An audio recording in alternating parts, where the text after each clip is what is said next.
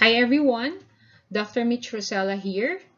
This video is for the leadership training of the DIHS student leaders. My topic is suffrage or the right to vote.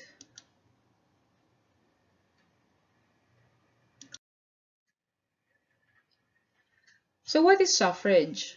Suffrage is the right or privilege of the electorate to vote for officials to run the affairs of the government or for issues for their consideration which, when ratified, change the Constitution.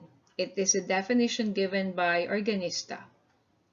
And the definition given by De Leon and De Leon Jr., suffrage is the right and obligation to vote of qualified citizens in the election of certain local and national officers of the government and in the decision of public questions submitted by the people. As also for Organista, suffrage is the manifestation of republicanism. So again, what's the basis of having this right of suffrage or the right to vote? You can find that in Article 5 of the 1987 Philippine Constitution. So what is the nature of suffrage? Suffrage is a mere privilege and a political right. Suffrage is a mere privilege to be given or withheld by the lawmaking power, subject to constitutional limitations, and should be granted to individuals only upon the fulfillment of certain minimum requirements or conditions. Suffrage is a political right in the sense of a right conferred by the Constitution.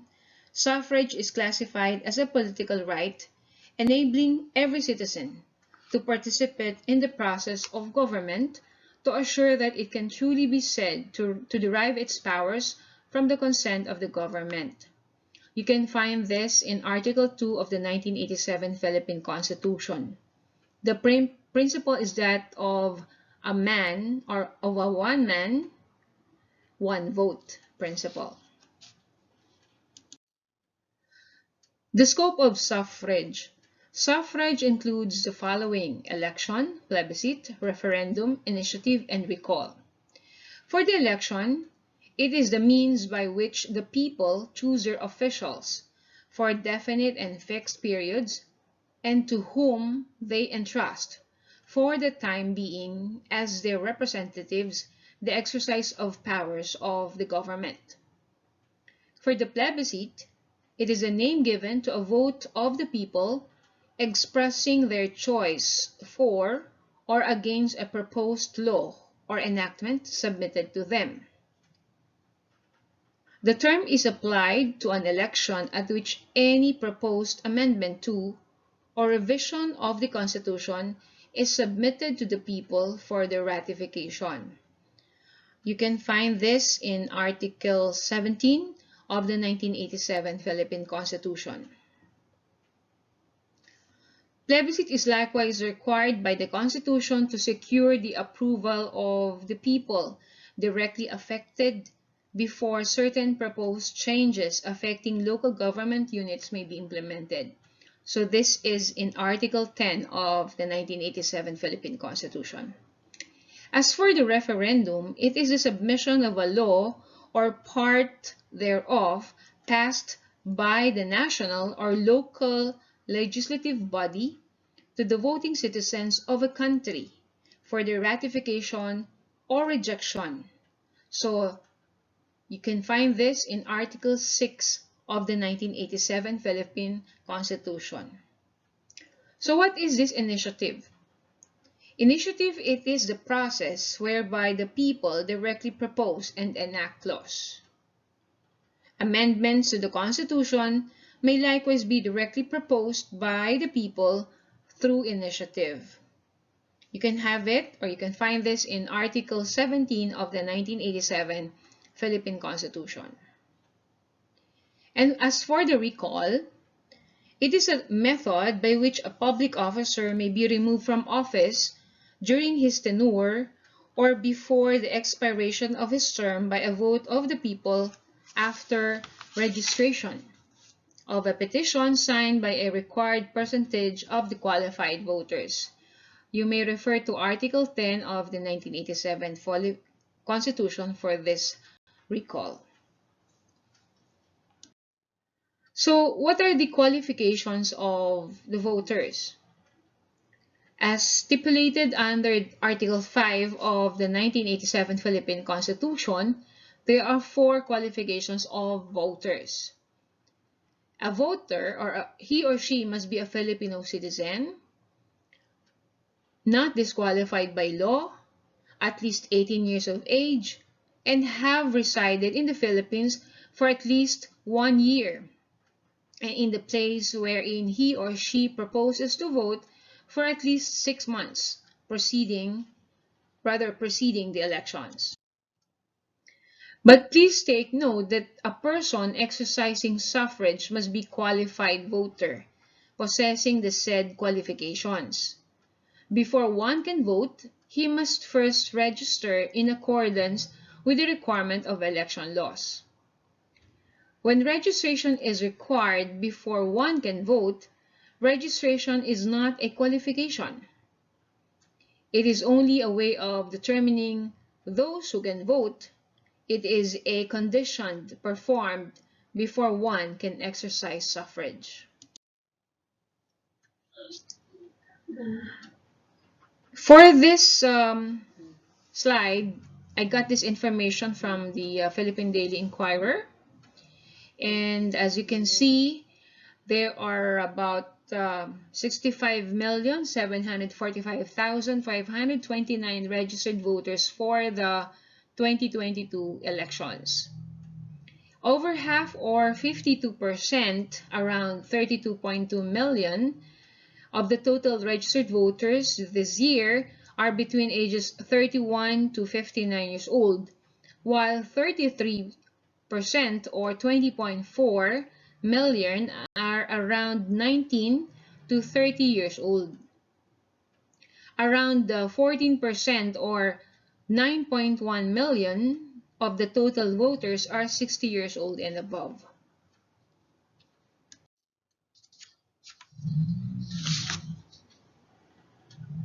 There are 37,141 total voting centers nationwide. Again, I got this info from the inquiry.net. So the COVID-19 pandemic has impacted the upcoming polls, resulting in some changes in the election-related policies and the step-by-step voting process. Compared to the previous elections, this year the poll body had to formulate a slightly different voting process and consider the health and safety of the voters, the electoral board, the poll volunteers, and the people inside and near the vicinities of the voting centers. So as you can see, I got this from the COMELEC website, and the COMELEC had provided 8 steps in voting for the coming May 9, 2022 national and local elections. So for step 1, have your temperature checked before entering the voting center. For step 2, proceed to the voter's assistance desk to secure your precinct and sequence numbers and assigned room or clustered precinct. Step 3, go to your assigned room and introduce yourself to the electoral board by stating your name, your precinct, and sequence numbers. For step 4, get your ballot secrecy folder, and marking pen, and fill out the ballot at the voting area. For step number 5, accomplish the ballot by fully shading the oval appearing before the name of the candidate you wish to vote, but do not overvote. For step number 6, feed the ballot into the vote counting machine, or the VCM. For step 7, check your voter's receipt and then deposit it in the receptacle. And last step, number 8, have your right forefinger nail stained with indelible ink. Again, this coming May 9, 2020, we will be casting our vote for the national and local elections. So take note of the voting time. The voting time will start from 9 a.m. until 7 p.m. of that day, on that day rather. As for our organization, the Mulat Pinas organization, we've come up with this infographics, and we have it in the Filipino version of that. So if you want to know more about this voters guide in the Filipino and more on voters education program, you can visit in the look at our Mulat Pinas FB page.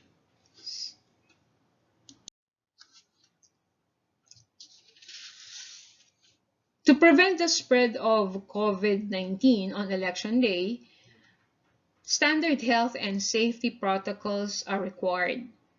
These include temperature checks, physical distancing, wearing of face masks at all times, and frequent disinfection of the hands, as well as frequently touched surfaces. So as you can see, here is an infographic provided by the dailyinquirer.net. Wear a face mask at all times, maintain safe distancing of at least 1 meter apart, frequently wash and disinfect hands. In other words, we still follow the health protocols.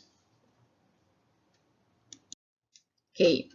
Again, may I reiterate the steps in the voting process or the voter's guide as provided by the COMELEC. So credit to the owner of the infographics. I got it from the Philippine Daily Inquirer.